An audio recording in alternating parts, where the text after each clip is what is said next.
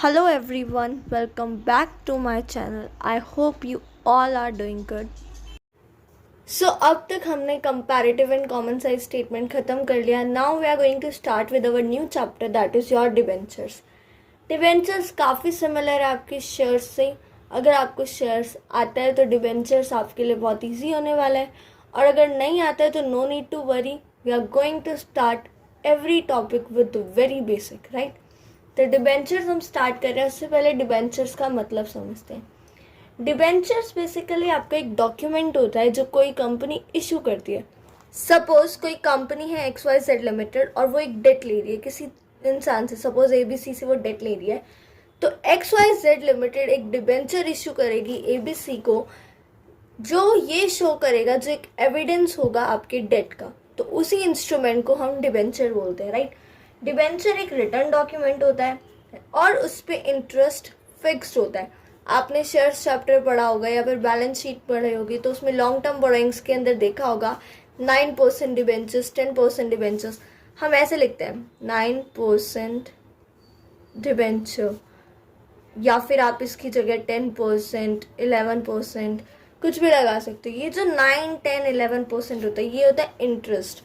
उस डिबेंचर पे कितना परसेंट इंटरेस्ट है, ये अमाउंट हमें यहाँ से पता चलती है, राइट. ये एक लॉन्ग टर्म बोरोइंग होती है किसी भी कंपनी के लिए, और इसके ऊपर एक सिक्योरिटी होती है. इट मीन्स कोई भी कंपनी के एसेट्स से सिक्योर होती है, राइट. इंटरेस्ट जो होता है डिबेंचर पे वो मैंडेटरी होता है. Whether the company earn profit और लॉस, इट हैज़ टू पे इंटरेस्ट. सो इंटरेस्ट जो होता है डिबेंचर पे वो आपका चार्ज अगेंस्ट प्रॉफिट होता है, राइट. अब हम देखेंगे डिबेंचर्स को डिस्क्लोजर कैसे करते हैं आपके बैलेंस शीट में. सो डिबेंचर जनरली अगर इसका मैच्योरिटी पीरियड 12 मंथ्स या फिर ऑपरेटिंग साइकिल से ज़्यादा होता है तो वो आपकी लॉन्ग टर्म बोरोइंग होती है, जिसको हम long term borrowings, non current liabilities के अंदर शो करते हैं. अगर इसका मैच्योरिटी पीरियड 12 मंथ से कम होता है या फिर ऑपरेटिंग साइकिल से कम होता है तो इसको हम करंट लाइबिलिटीज़ के अंदर शॉर्ट टर्म बोरोइंग्स में शो करते हैं, राइट. बहुत बार ऐसा होता है कि डिबेंचर जो लॉन्ग टर्म बोरोइंग है उसका एक कुछ पार्ट आपको विद इन 12 मंथ्स पे करना होता है. उसको हम बोलते हैं current maturities of long term debt, जिसका डिस्क्लोजर हम करते हैं करंट लाइबिलिटीज़ के अंदर अदर करंट लाइबिलिटीज़ में, राइट. तो ये डिबेंचर्स के कुछ डिस्क्लोजर्स से कि बैलेंस शीट में कैसे डिस्क्लोज करते हैं. और भी थ्योरी पार्ट आपके बुक में गिवन है, but now we are just going to start with our practical part. तो अब हम इश्यू ऑफ डिबेंचर्स से डायरेक्टली स्टार्ट करते हैं कि डिबेंचर्स को हम इश्यू कैसे करते हैं, किस तरीके से करते हैं, कितनी फॉर्म्स होती हैं, क्या उसकी वेराइटीज़ होती हैं, par, premium, discount, lump sum, instalments क्या होते हैं, ये सारी चीज़ें अब हम डिटेल में पढ़ेंगे. सो जो आपका डिबेंचर होता है या तो वो कैश के लिए इशू किया जाता है या फिर किसी ऐसी चीज़ for consideration other than cash, like कोई एसेट हो गया, कोई मशीनरी हो गई, या कोई बिजनेस परचेज कर लिया, या फिर एक एज अ कोलेक्ट्रल सिक्योरिटी ही आपका डिबेंचर इशू किया जाता है. तो ये 3 पर्पस होते हैं जिनके लिए हम डिबेंचर्स को इशू करते हैं. Either your debentures are issued for cash, for consideration other than cash, और एज अ कोलेक्ट्रल सिक्योरिटी. अब इन तीनों ही कैटेगरीज के अंदर हम डिबेंचर्स को 3 तरीके से इशू कर सकते हैं.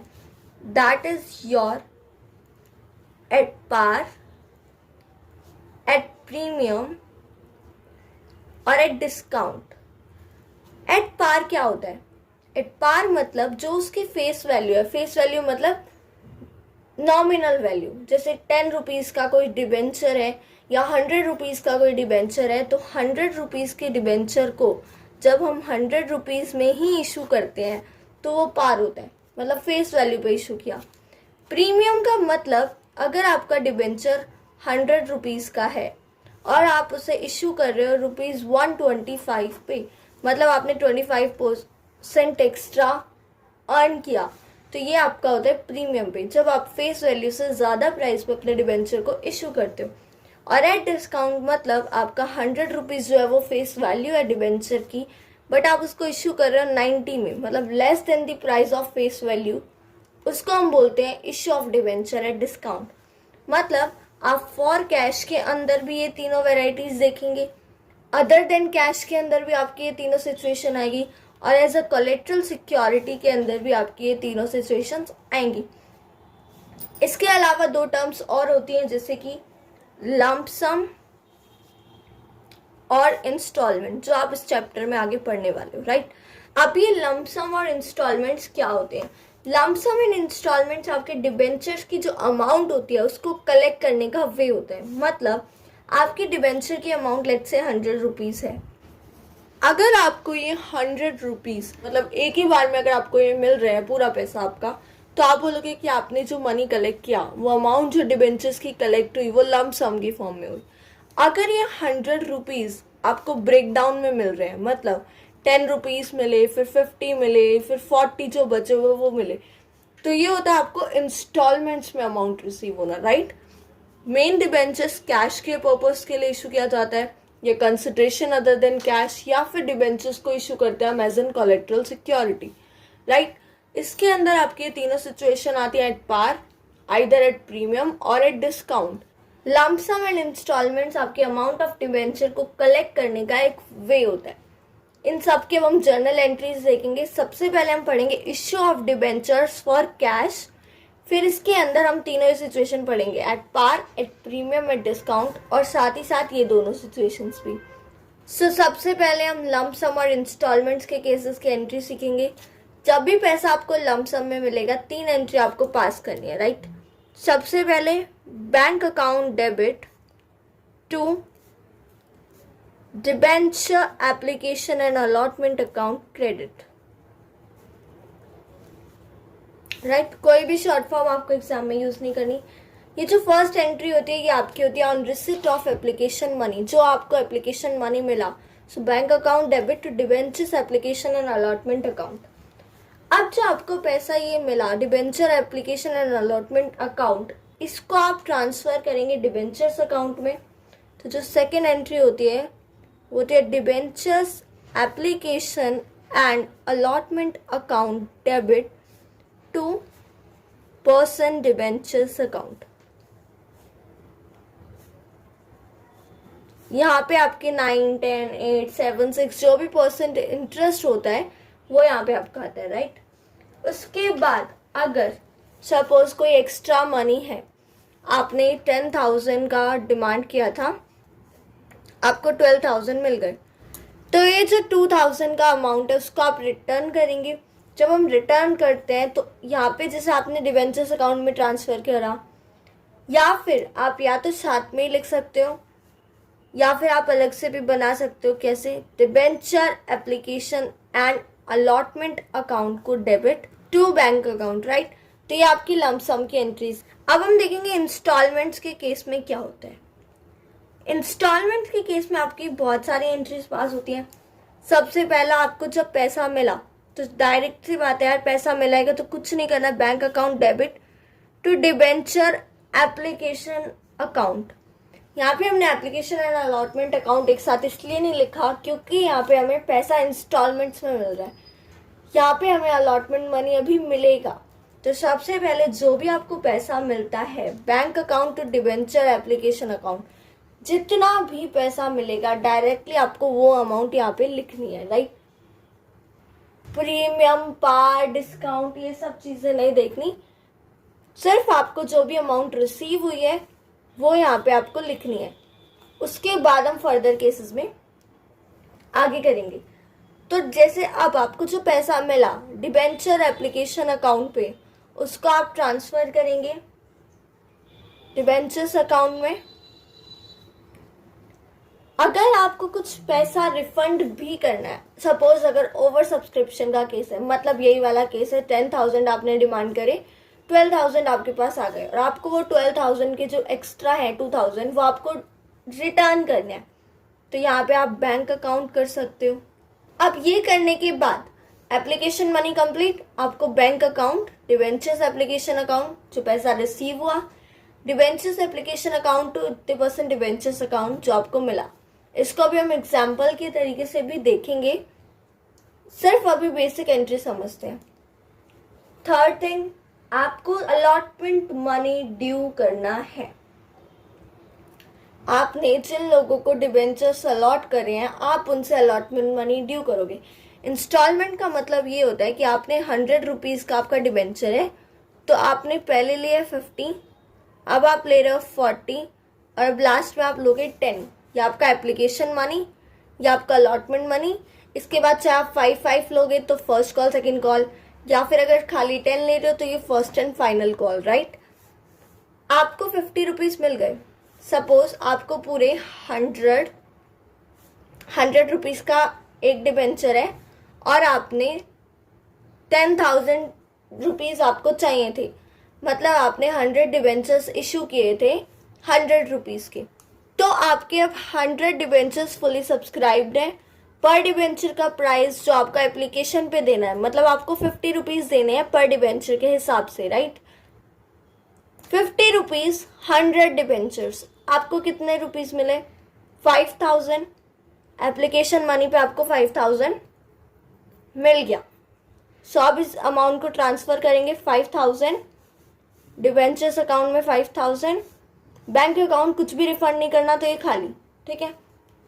अब थर्ड एंट्री, अब आपको ये 40 रुपीज़ चाहिए। ये 40 रुपीज़ जब मिलेंगे ना, जब आप इनको ड्यू करोगे।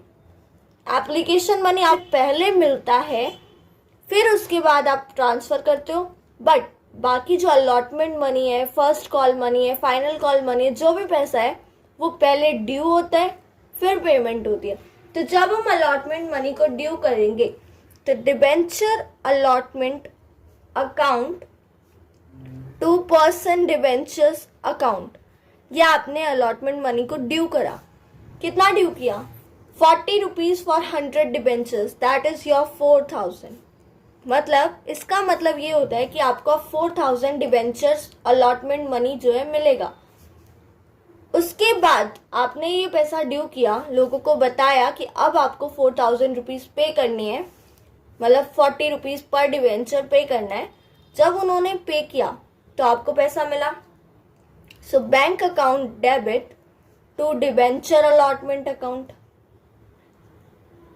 आपको 4,000 सपोज पूरा का पूरा पैसा मिल गया, राइट। उसके बाद अब सिमिलरली अब आपको ये 10 रुपीज़ भी चाहिए। अब आप इस अमाउंट को ड्यू करेंगे।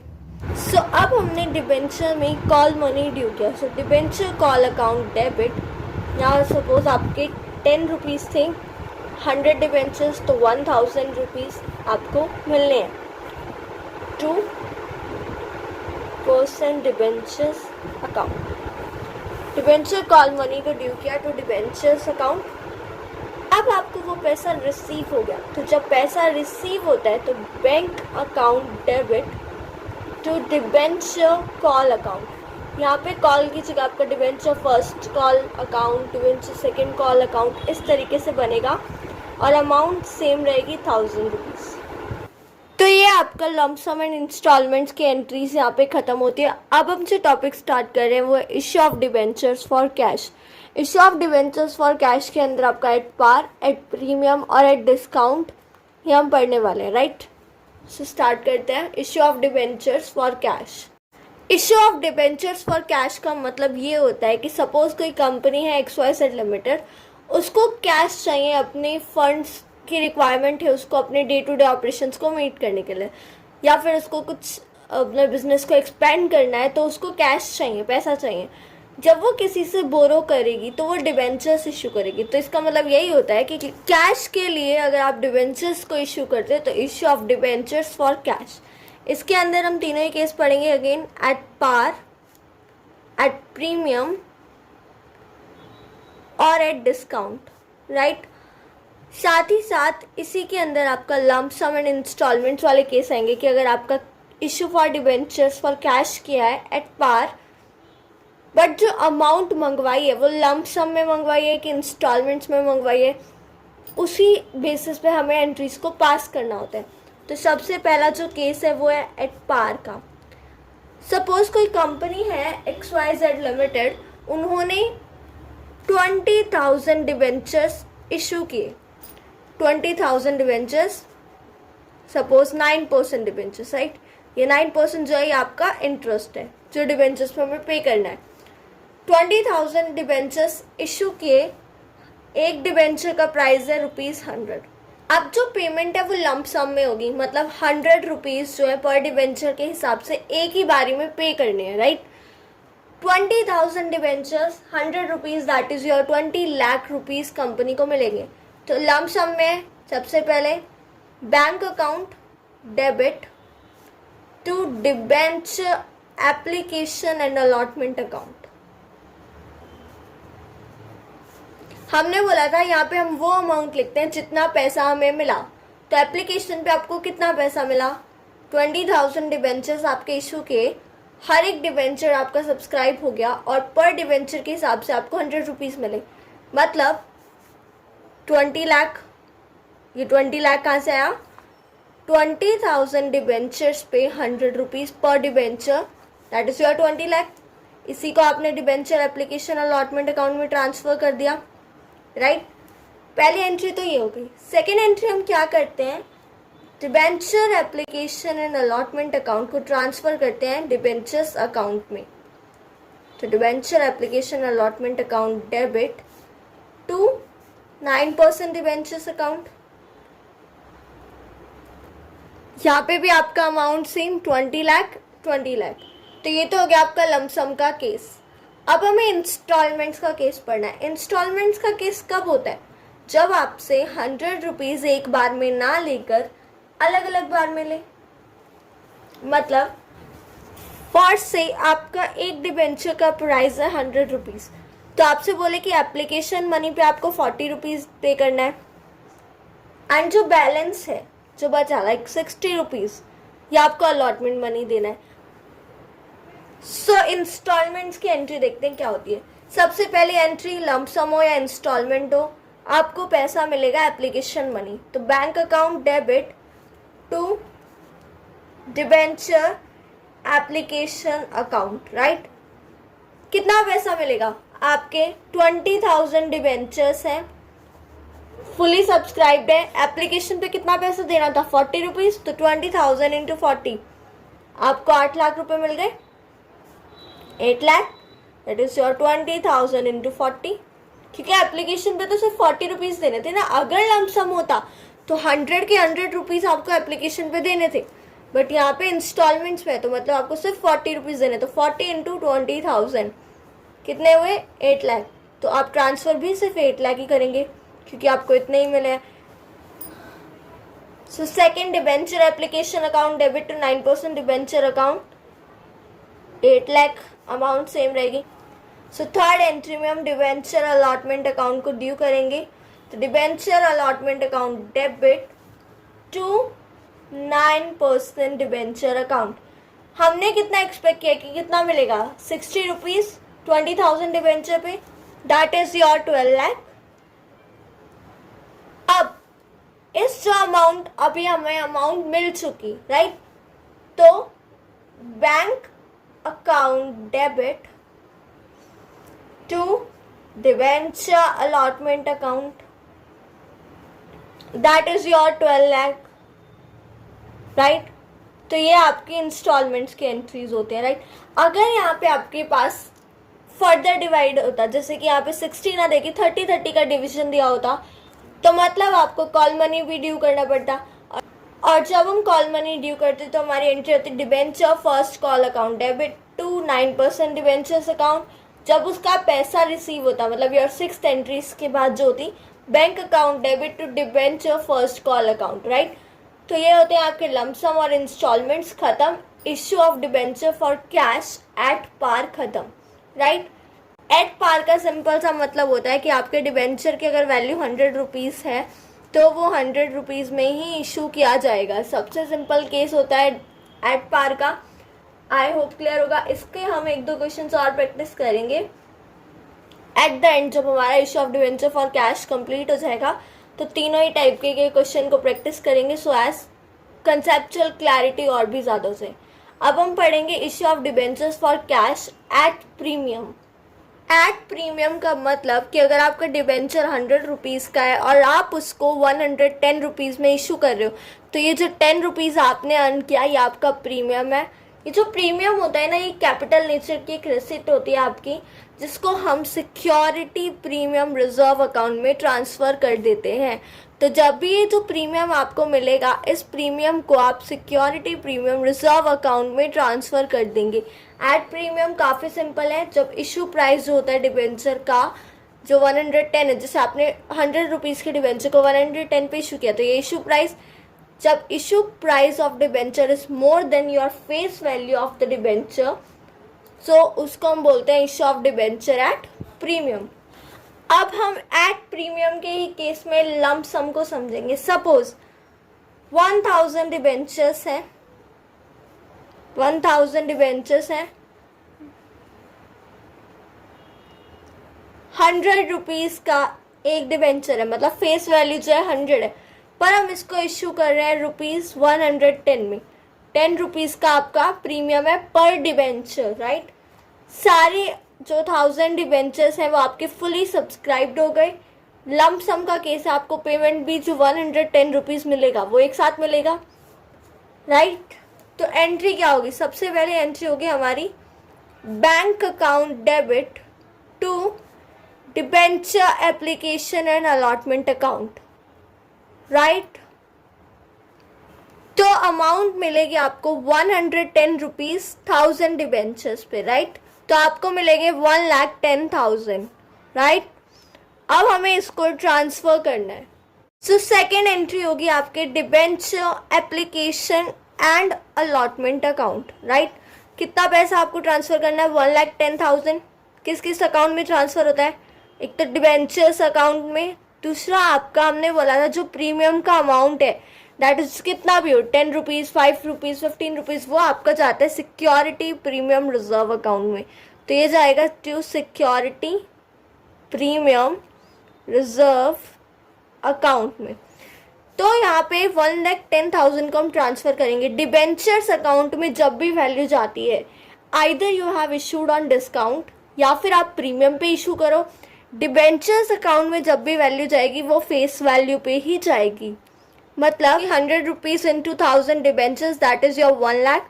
सिक्योरिटी प्रीमियम रिजर्व में जो अमाउंट जाएगी, दैट इज़ आपका प्रीमियम का अमाउंट इंटू कितने आपके डिबेंचर्स हैं। तो 10 रुपीज़ पर डिबेंचर और 1000 डिबेंचर्स हैं तो 10,000 रुपीज़ आपके सिक्योरिटी प्रीमियम रिजर्व में जाएंगे। मतलब हमने यहाँ पे क्या किया, bank account debit to debenture application and allotment account, जितना भी पैसा आपको मिलता है वो सारा का सारा अमाउंट आप यहाँ पे पुट करेंगे, राइट। आपको कितने मिले? 1000 डिबेंचर्स पे 110 रुपीज़। जब आप ट्रांसफ़र करेंगे तो डिबेंचर अकाउंट में हम हमेशा फेस वैल्यू पे ही ट्रांसफ़र करते हैं। 100 into 1000 that is your 1 lakh. And security premium reserve account में जो प्रीमियम का अमाउंट है, जितने नंबर ऑफ डिबेंचर्स पे आपको मिला उसको, उस अमाउंट को हमने यहाँ पे तो आपका आया 10,000। इस तरीके से आपका लंप सम एट प्रीमियम खत्म होता है। नाउ हम इंस्टॉलमेंट्स का केस देखेंगे सिमिलर क्वेश्चन में। तो सपोज इस केस में आपका 100 रुपीज़ का डिबेंचर है, अगेन आप उसको 110 में इशू कर रहे हो, ठीक है। आपके कितने डिबेंचर्स है? 1000 डिबेंचर्स आपने इशू किए, 110 रुपीज़ पर डिबेंचर के अंदर आपका 10 रुपीज़ का प्रीमियम इंक्लूड है। बट आप इंस्टॉलमेंट्स में इशू कर रहे हो, मतलब आप एक ही बार में पैसा नहीं ले रहे हो। आप जो 110 रुपीज़ लोगे, 50 रुपीज़ आपका एप्लीकेशन पे, 50 रुपीज़ अलॉटमेंट पे। अब ये जो 50 रुपीज़ है ये आपके इस फेस वैल्यू की अमाउंट है, मतलब फेस वैल्यू जो 100 रुपीज़ है उसका आपने 50 एप्लीकेशन, 50 अलॉटमेंट। 10 रुपीज़ जो प्रीमियम है वो हमेशा अलॉटमेंट के साथ आएगा। अगर आपको क्वेश्चन में दिया हुआ है कि 10 रुपीज़ का जो प्रीमियम है 5 आपको एप्लीकेशन के साथ लेना है एंड 5 रुपीज़ का प्रीमियम आपको अलॉटमेंट के साथ लेना है, तो अलग केस है। बट अगर क्वेश्चन में कुछ भी नहीं दिया, आपको सिर्फ इतना बोला है कि आपको 10 rupees as a premium charge करना है, तो वो 10 रुपीज़ हम हमेशा अलॉटमेंट मनी के साथ ही चार्ज करेंगे। हम उस टाइप का भी क्वेश्चन करेंगे जिसमें आपके पास एप्लीकेशन, अलॉटमेंट, कॉल्स पे भी प्रीमियम होगा। ये क्वेश्चन आपके बेसिक क्लियर करने के लिए कि अगर आपको क्वेश्चन में स्पेसिफाई नहीं किया है तो आप प्रीमियम के अमाउंट को हमेशा अलॉटमेंट के साथ ही लेंगे। तो इसकी एंट्रीज, जर्नल एंट्रीज किस तरीके से होंगी? सबसे पहले आपका bank account debit to debenture application account. अब डिबेंचर एप्लीकेशन अकाउंट पे आपको कितना पैसा मिलेगा? 50 रुपीज़ 1000 डिबेंचर्स पे 50,000 रुपीज़ आपको मिले application money, right. 50 rupees 1000 debentures.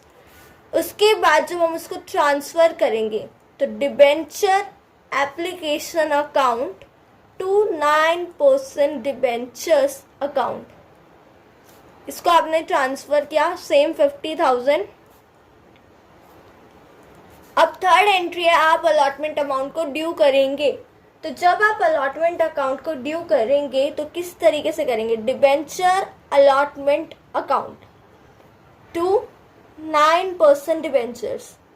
अब तक ऐसे ही करते आ रहे थे हम, जब पार का केस था तो यही करते थे, पर यहाँ पे प्रीमियम है तो 10 रुपीज़ का जो प्रीमियम है वो कौन से अकाउंट में जाता है आपका, सिक्योरिटी प्रीमियम रिजर्व अकाउंट में। यहाँ पे मैं शॉर्ट फॉर्म लिख रही हूँ, आप एग्जाम में किसी भी वर्ड में किसी भी टर्म के लिए शॉर्ट फॉर्म यूज नहीं करेंगे। तो ये आपका to security premium reserve account हो गया, राइट। अब आपको 60 रुपये चाहिए, 50 आपकी फेस वैल्यू, 10 रुपीज़ आपका प्रीमियम। तो यहाँ पे आप कितने पैसे एक्सपेक्ट कर रहे हैं, 60 रुपीज़ ऑन 1000 डिबेंचर्स। तो आपको 60,000 के एक्सपेक्टेशन है, आपने 60,000 रुपीज़ जो है ड्यू कर दिए। हमने बोला डिबेंचर्स अकाउंट में हमेशा फेस वैल्यू पे चीज़ें आएंगी, तो फेस वैल्यू का अमाउंट क्या है, 50 तो है फेस वैल्यू, 10 तो आपका प्रीमियम है। तो 50 इंटू 1000, 50,000 आपके डिबेंचर्स अकाउंट में जाएंगे। ये जो प्रीमियम है ये 10 रुपीज़ जो 1000 डिबेंचर्स पे बचा, 10,000 ये हो जाएगा, राइट। अब आपको ये अलॉटमेंट मनी मिल गया। तो जब अलॉटमेंट मनी मिला तो बैंक अकाउंट को debit to debenture allotment account, कितना अमाउंट आपको मिला, 60,000। हम जो भी question as an example practice कर रहे हैं, हम उसमें ये एज्यूम कर चल रहे हैं कि आपको सारे अमाउंट्स, सारा पैसा टाइमली मिल रहा है, कोई भी पैसा आपका ड्यू नहीं हो रहा है, कुछ भी पेंडिंग नहीं है। सो इसलिए काफ़ी सिंपल है, जब इसमें हम क्वेश्चन करेंगे तो हर एक वैरायटी के क्वेश्चंस करेंगे, सो एज किसी भी टॉपिक में कोई भी डाउट ना रहे, राइट। अब हमारा एट पार क्लियर हो गया, एट प्रीमियम क्लियर हो गया। Now we are going to do issue of debenture for cash at discount. काफ़ी सिंपल है वो भी, तो स्टार्ट करते हैं एट डिस्काउंट वाला केस। एट डिस्काउंट का मतलब होता है कि जो डिबेंचर की वैल्यू, सपोज जो फेस वैल्यू है वो 100 है, आप उसको इशू कर रहे हो ₹90 में, मतलब जो 10 रुपीज़ है वो आपका डिस्काउंट हो गया। जो ये 10 रुपीज़ होता है ये कंपनी के लिए लॉस होता है, राइट। जैसे हमने प्रीमियम के केस में इस रुपीज़ की जो अमाउंट थी, प्रीमियम का जो अमाउंट था उसको सिक्योरिटी प्रीमियम रिजर्व अकाउंट में ट्रांसफ़र किया था, सिमिलरली डिस्काउंट के केस में जो ये अमाउंट होती है इसको हम ट्रांसफ़र करते हैं डिस्काउंट या फिर loss on issue of debentures account में। बट यहाँ पे एक स्टेप और होता है कि जो ये डिबेंचर पे जो डिस्काउंट है या फिर जो लॉस हुआ है इसको हम राइट ऑफ करते हैं, वो भी हम सीखेंगे। बट बेसिक ये है कि हम इसको इस अकाउंट में ट्रांसफ़र करते हैं। तो अब इसका भी एक एग्जांपल देखते हैं लंप सम वाले केस से। सो ये जो हमारा फर्स्ट केस है लंप सम का, इसमें आपका सपोज आपके डिबेंचर की फेस वैल्यू है ₹100, उसको हम इशू कर रहे हैं ₹90 में, 10% जो है 10 रुपीज़ का वो आपका डिस्काउंट है, राइट। तो सबसे पहले एंट्री हम क्या करते हैं हमेशा, सपोज आपके 1000 डिबेंचर्स इशू किए हैं एंड 1000 के 1000 डिबेंचर्स आपके फुली सब्सक्राइब्ड है, तो पहली एंट्री आपकी यही होती है कि bank account debit to debenture application and allotment account, right. यहाँ पे हम अमाउंट वो लिखते हैं जो पैसा हमें मिलता है, तो 90 रुपीज़ 1000 डिबेंचर्स पे आपको मिले होंगे, that is your 90,000 rupees, right. अब इसके बाद इसको हम ट्रांसफ़र करते हैं debenture application and allotment account को, इसको हम ट्रांसफ़र करेंगे 9% डिबेंचर्स अकाउंट में, प्लस जो लॉस है मतलब जो discount on issue of debenture account है उसको भी हम डेबिट करते हैं। जैसे सिक्योरिटी प्रीमियम रिजर्व हमने जब किया था ट्रांसफ़र तो वो एक गेन होता है, तो उसको हम क्रेडिट करते हैं। बट ये लॉस जो होता है discount on issue of debenture, इसको हम यहाँ पे डेबिट करते हैं। अब यहाँ पे वैल्यूज़ किस तरीके से पुट करनी है, कितना रुपीज़ आपको मिले 90,000, हम इसी को तो ट्रांसफ़र कर रहे हैं, तो 90,000 आपका यहाँ आ गया। हमने बोला यार डिबेंचर्स में हमेशा फेस वैल्यू पे ही अमाउंट आती है, तो फेस वैल्यू आपकी क्या है 100 रुपीज़। कितने डिवेंचर्स हैं 1000, तो यहाँ पे क्या आना चाहिए 1 लाख। अब जो डिस्काउंट है कितना है 10 रुपीज़ डिस्काउंट है 1000 डिवेंचर्स पे, तो 10,000 हो गया। या फिर इसको आप बैलेंसिंग फिगर से भी कर सकते हो, बट लॉजिक मेन यही होता है ना कि 10 रुपीज़ का आपका डिस्काउंट है 1000 डिवेंचर्स पे, तो 10,000। तो ये आपका लमसम का केस यहाँ पे होता है खत्म। अब हम इंस्टॉलमेंट का केस पढ़ेंगे। सपोज आपके डिवेंचर का जो फेस वैल्यू है ₹100 है, इसको हम 90 रुपीज़ में इशू करते हैं, तो ये ₹40 आपका एप्लीकेशन पे और रिमेनिंग आपके ₹60 बचे जो आपका अलॉटमेंट पे। पर हमने बोला कि 10 रुपीज़ का डिस्काउंट है, तो जैसे हम वहाँ पे प्रीमियम हमेशा अलॉटमेंट पे एज्यूम करते थे, यहाँ पे हम डिस्काउंट को भी हमेशा अलॉटमेंट पे एज्यूम करेंगे। तो इस 60 में से जो 10 रुपीज़ का डिस्काउंट लेस होगा वो भी यहाँ अलॉटमेंट मनी के साथ ही होगा, राइट। बाकी सिचुएशन सेम है कि आपके 1000 डिवेंचर्स इशू किए हैं जो कि फुली सब्सक्राइब्ड हैं, तो अब इसकी एंट्रीज क्या होंगी। सबसे पहले पैसा जो मिला आपको, अगर पैसा मिलता है तो bank account debit to debenture application account, right. Amount कितनी आएगी 40 rupees on 1000 debentures, that is your 40,000, right. अब सेकंड, जब हम इस डिबेंचर एप्लीकेशन अकाउंट की वैल्यू को ट्रांसफर करेंगे debenture application account to 9% debentures account, पूरा 40,000 की कोई डिस्काउंट की वैल्यू है नहीं। थर्ड जो एंट्री होती है वो आती है आपकी डिबेंचर अलॉटमेंट अकाउंट को ड्यू करने की, right. So debenture allotment account debit to 9% debentures account. जो डिस्काउंट का अमाउंट होएगा तो वो भी तो यहाँ पे डेबिट होगा, तो discount on issue of debenture account. अब यहाँ पे वैल्यूज कैसे पुट करेंगे, हमने डिबेंचर अलॉटमेंट अकाउंट में डेबिट किया जितना पैसा हमें चाहिए था, मतलब कितना पैसा आपने एक्सपेक्ट किया 50 रुपीज़, क्योंकि ऑल्दो 60 की तो फेस वैल्यू है ना, 60 आप यहाँ पे मंगा सकते हो, बट 10 रुपीज़ का डिस्काउंट भी तो है, तो 50 इंटू 1000 50,000 रुपीज़ तो आपने एक्सपेक्ट किया है, जिसमें 10 रुपीज़ पर डिवेंचर 1000 डिवेंचर्स के ऊपर आपका डिस्काउंट हो गया। टोटल हमने बोला डिवेंचर अकाउंट में तो भाई सिर्फ फेस वैल्यू पुट करनी है। फेस वैल्यू कितनी, मतलब 60 रुपये। फेस वैल्यू पूरे डिवेंचर की 100 है, बट अलॉटमेंट के केस में जो हम मंगाएंगे वो 60 तो मंगा सकते हैं, तो ये 60 रुपीज़ इंटू 1000, तो ये 60,000 आपके डिवेंचर्स अकाउंट में, जिसमें आपका 10,000 का डिस्काउंट इन 50,000 आपके डिवेंचर अलॉटमेंट अकाउंट में जाएंगे। अब जो पैसा मिलेगा उसकी एंट्री, तो bank account debit to debenture allotment account. यहाँ पे हम क्या लिखेंगे 50,000। 50,000 क्यों, क्योंकि आपने 50,000 ही तो ड्यू किया है। अलॉटमेंट पे आपको मंगाना था 60,000, पर ये 60,000 कब पॉसिबल है, जब आप डिबेंचर्स को पार पे इशू करते, मतलब फेस वैल्यू पे इशू करते। आपने डिस्काउंट पे इशू किया, 20,000 की जगह हमने 50,000 रुपीज़ अमाउंट ड्यू की। अब जितनी अमाउंट आप ड्यू करेंगे उतनी अमाउंट तो आपको मिलेगी, तो bank account debit to debenture allotment आपको 50,000 मिल गए।